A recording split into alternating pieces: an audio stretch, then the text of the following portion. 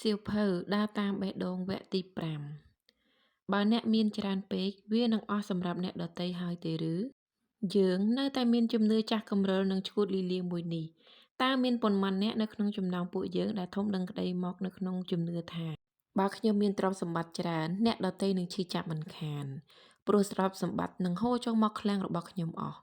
បើសាន់តាក្លូសជារទេះប្រហោចូលក្នុងផ្ទះរបស់អ្នកហើយទម្លាក់ប្រាក់$1,000,000នៅលើតុកាហ្វេរបស់អ្នកតើលុយ$1,000,000នេះស្ថិតនៅក្នុងដៃរបស់អ្នករហូតឬអត់ទេលុះត្រាតែអ្នកចាក់សោវាជាប់ដាក់ក្រោមគ្រែរបស់អ្នកដោយមិនចាយវាអ្វីសោះទៅវាស្ថិតនៅក្នុងដៃរបស់អ្នកជារៀងរហូតប៉ុន្តែតាមពិតគឺមិនដូច្នោះឡើយអ្នកលក់ឡាននឹងបានលុយនេះមួយចំណែកនៅពេលអ្នកយកវាទៅទិញឡានអ្នកដឹកជញ្ជូននឹងបានវាមួយចំណែកភពជានិយាយថាអ្នកលក់ផ្កាអ្នករត់តាក់ស៊ីនិងមនុស្សគ្រប់គ្នានៅជុំវិញខ្លួនអ្នកសុទ្ធតែទទួលបានមួយចំណែកនៃលុយ$1,000,000នេះប៉ុន្តែផ្ទុយមកវិញយើងភាគច្រើនបានធំដឹងក្តីនៅក្នុងជំនឿថាភាពមានបានគឺមិនល្អទេព្រោះវាដូចជាការស្រូបទាញទ្រព្យសម្បត្តិរបស់អ្នកដទៃមកដាក់ក្នុងឃ្លាំងរបស់ខ្លួននេះគឺជាជំនឿល្ងងខ្លៅមែនទែនបើអ្នកប្រើជាស្ដុកស្ដំវាមិនបណ្ដាលឲ្យនរណាម្នាក់ឈឺចាប់ឡើយផ្ទុយមកវិញវាបែរជាអាចជួយពួកគេទៅវិញទេបំពល់ខ្លួនឯងជីវិតគឺហាក់ដូចជាចម្លែកណាស់បើអ្នកប្រកែកមិនព្រមទទួលយកអ្វីក្រៅតែពីភាពអស្ចារ្យជាញឹកញាប់អ្នកនឹងទទួលបានតែភាពអស្ចារ្យបើចង់ឲ្យពិភពលោកប្រព្រឹត្តល្អចំពោះអ្នកត្រូវតែប្រព្រឹត្តល្អចំពោះខ្លួនឯងជាមុនសិនតើអ្នកអាចមានអារម្មណ៍ខ្លាំងក្លាអស្ចារ្យដើម្បីផ្សព្វផ្សាយឥទ្ធិពលលើគេយ៉ាងម៉េចអីទៅបើនៅគណៈនេះអ្នកដឹងខ្លួនឯងថាសូម្បីតែខោស្លីបរបស់អ្នកក៏កំពុងតែរហែកគូតដែរនោះ Fred និយាយថាវាគ្មានបញ្ហាទេទោះបីជាខោស្លីបរបស់ខ្ញុំរហែកគូតក៏ដោយព្រោះគ្មាននរណាមួយមើលឃើញវាផងប៉ុន្តែ Fred លោកឃើញវាដឹងវាហើយខ្លួនប្រាណរបស់លោកក៏ទទួលអារម្មណ៍នេះផងដែរលោកគឺជាមនុស្សតែម្នាក់គត់ដែលអាចធ្វើឲ្យខ្លួនឯងមានអារម្មណ៍ស្រស់ស្រាយជាពិសេសឡាប់បានបើលោកគ្មានមោទនភាពចំពោះខ្លួនឯងទេពេលនោះនឹងគ្មាននរណាមួយផ្ដល់ភក្ដីភាពឲ្យលោកឡើយបរិស្ថាននៅក្នុងផ្ទះរបស់យើងគឺពិតជាប៉ះពាល់ផ្លូវអារម្មណ៍របស់យើងមែនទែនចូលបង្កើតកន្លែងមួយដែលអាចលើកទឹកចិត្តអ្នកបានដោយគ្រាន់តែអ្នកដើរដល់មាត់ទ្វារប៉ុណ្ណោះចូលផ្ដល់ឲ្យផ្ទះរបស់អ្នកនៅការតុបតែងមួយយ៉ាងស្រស់សង្ហា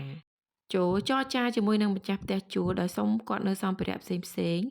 ដូច្នេះអ្នកអាចចាប់ផ្ដើមតុបតែងនិងលាបថ្នាំផ្ទះល្វែងរបស់អ្នកឲ្យស្រស់បំព្រងរបៀបរៀបរយគឺមិនមែនជាការខ្ជិះខ្ជាយនោះទេការរស់នៅក្នុងបន្ទប់ឈ្នួលតែមួយបន្ទប់ដែលមានបរិស្ថានស្អាតបាតនិងមានរបៀបរៀបរយគឺល្អជាងរស់នៅក្នុងផ្ទះវីឡាដែលរញ៉េរញ៉ៃ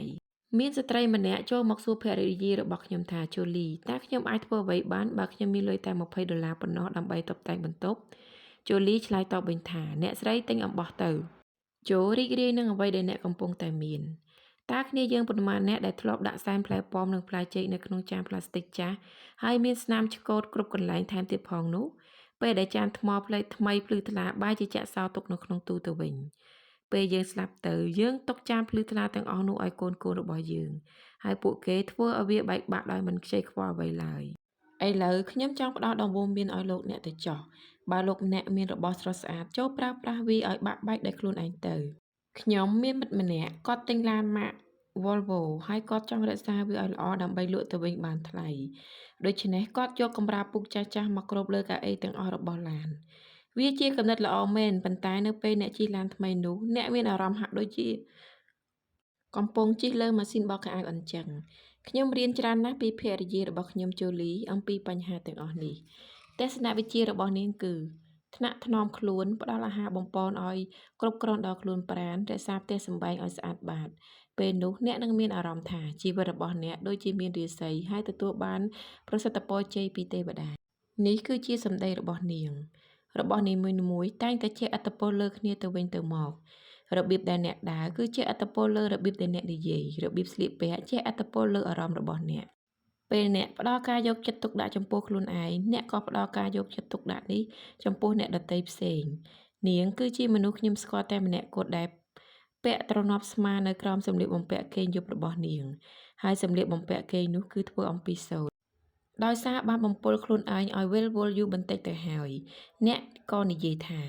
តើការបំពន់ខ្លួនឯងវាតាក់ទងអីទៅនឹងការសម្រេចគោលដៅក្នុងជីវិតគឺតាក់ទងពេញទី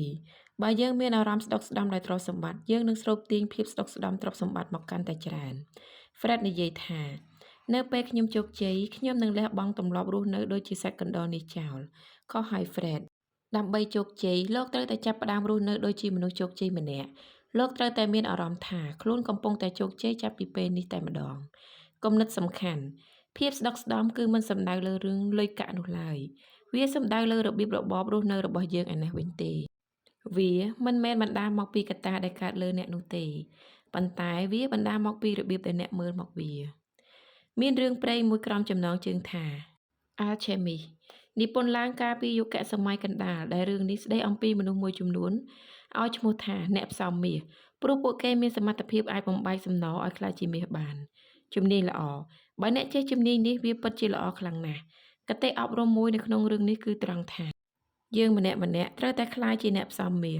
គឺដើម្បីមើលអ្វីៗឲ្យធ្លុះផ្ទៃខាងក្រៅពោលគឺមើលឲ្យឃើញតម្លៃខាងក្នុងរបស់វាកាតព្វកិច្ចប្រចាំថ្ងៃរបស់យើងគឺត្រូវទទួលយកស្ថានភាពនានាដែលមើលដូចជាស្ថានភាពអាក្រក់ដូចជាការខកដំណើរយន្តហោះការគ្រោះថ្នាក់ចរាចរណ៍ការលេងលះគ្នាភាពត្រកួលបោះបោករបស់អ្នកបម្រើជាដើមហើយបន្តមកផ្លាស់ប្ដូរស្ថានភាពអាប់អួរទាំងនោះឲ្យទៅជាសំណាងល្អឡើងវិញតើការនេះមានន័យថាអ្នកត្រូវតែបួងសួងឲ្យជើងបាក់នៅថ្ងៃណាមួយឬមិនមែនទេប៉ុន្តែបើថ្ងៃណាមួយជើងរបស់អ្នកបាក់មែននោះចូលអ្នកស្វែងរកឱកាសល្អចេញអំពីវាគ្រោះអាក្រក់នេះអ្នកប្រហែលនិយាយថាតើទង្វើបែបនេះធ្វើអ្វីល្អខ្លះបានចំពោះខ្ញុំវានឹងជួយអ្នកបានជាច្រើនកម្រិតខុសៗគ្នាអ្នកនឹងប្រែជាអរគុណចំពោះអ្វីៗដែលជីវិតផ្ដល់មកឲ្យអ្នកនឹងប្រែជាមានសន្តិភាពផ្លូវចិត្តឬអ្នកនឹងប្រែអង្គុយនៅកណ្ដាលទូកនៃជីវិតជាជាងដាក់ជើងរាទឹកមនុស្សទូទៅនិយមនិយាយថាធ្វើបែបហ្នឹងគឺល្ងងណាស់វាមើលទៅវិជ្ជមានហួសហេតុពេកទេនិយាយអញ្ចឹងខុសហើយនៅពេលអ្នកបន្ធូរបន្ថយឬបញ្ឈប់តែម្ដងនៅប្រតិកម្មរបស់អ្នកទៅនឹងគ្រោះអាក្រក់ដែលកើតឡើងដោយចៃដន្យឬដោយមិនបានដឹងមុនពេលនោះអារម្មណ៍របស់អ្នកនឹងប្រែជាមានតុល្យភាពហើយអ្នកអាចតាំងខ្លួនឲ្យមានធម៌ពលឬអំណាចខ្ពស់បានថែមទៀតផងដរាបណាអ្នកនៅតែមមាញគិតឬមានផ្នត់ជំនឿជឿថាមានគ្រោះអាក្រក់មួយនៅក្នុងជីវិតរបស់អ្នកគ្រោះអាក្រក់នោះនឹងបង្ហាញខ្លួននៅក្នុងរូបភាពអាក្រក់ផ្សេង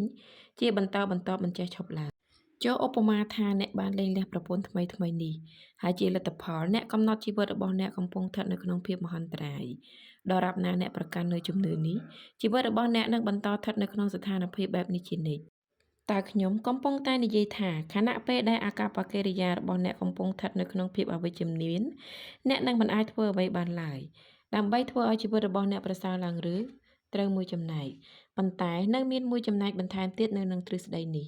គឺដរាបណាអ្នកមើលឃើញតែគ្រោះអាក្រក់អ្នកនឹងស្រូបទាញគ្រោះអាក្រក់បន្ថែមទៀតមកចាក់បង្កក្នុងជីវិតរបស់អ្នកមនុស្សជាទីស្រឡាញ់នឹងធ្វើឲ្យអ្នកកាន់តែខកចិត្តចៅហ្វាយរបស់អ្នកនឹងធ្វើឲ្យអ្នកកាន់តែស្មុគស្មាញ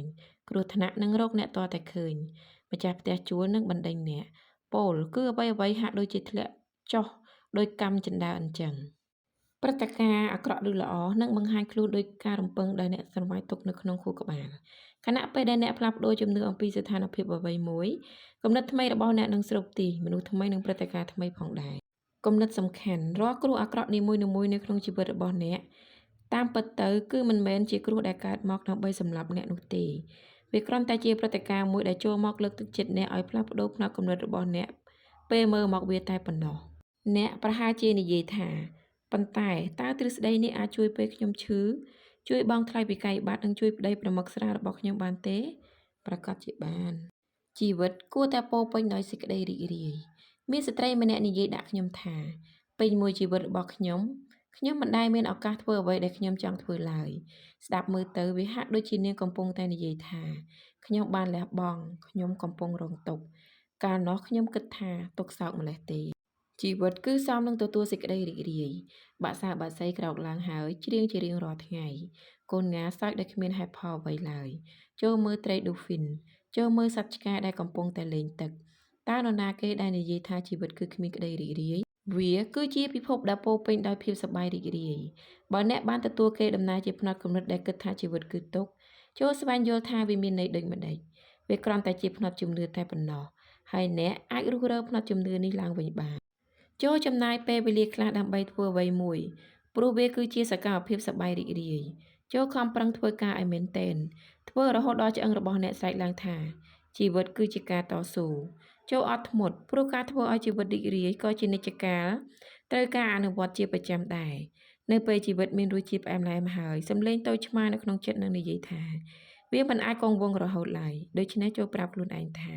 ប្រហែលបន្តិចទៀតនេះវានឹងល្អប្រសើរឡើងវិញមិនខាន